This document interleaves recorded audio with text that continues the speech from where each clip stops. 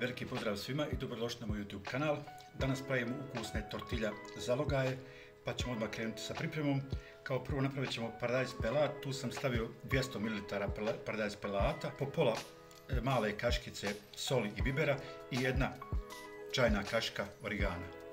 Stavljamo to u smjesu.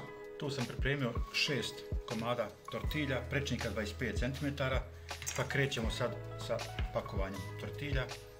Ide po jedna kašika, malo veća paradajz pelata, da to bude mekano.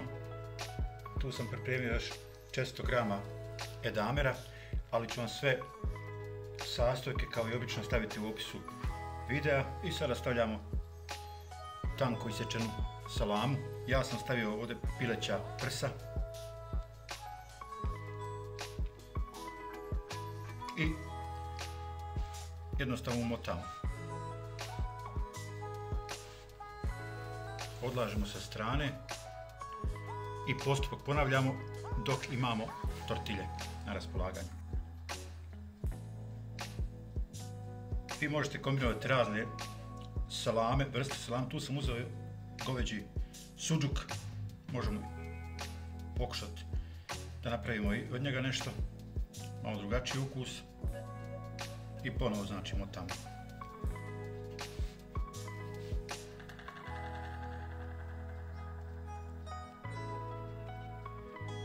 I evo, pošto smo tortilje smotali, stavio sam malo biljnog ulja dole na dno ove tepsije, samo tek toliko ako nešto sira ispadne da se ne zalijepi. Rena je već upaljena na 250, svaku ćemo sjeći na 5 dijelova, jednakih naravno.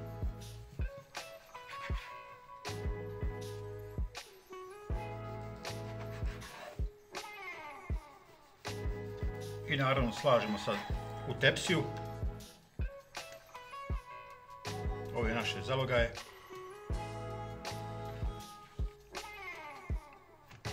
Postupak ponavljamo i evo, pošto smo posložili tortilje, idemo sa ostatkom sira dodatno odozgo.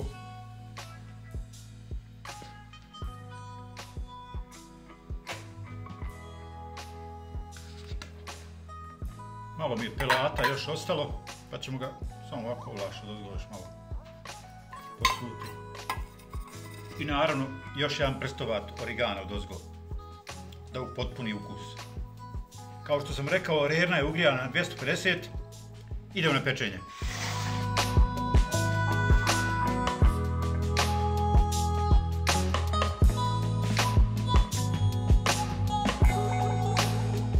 I evo, nakon 10 minuta pečenja tortilje su gotove.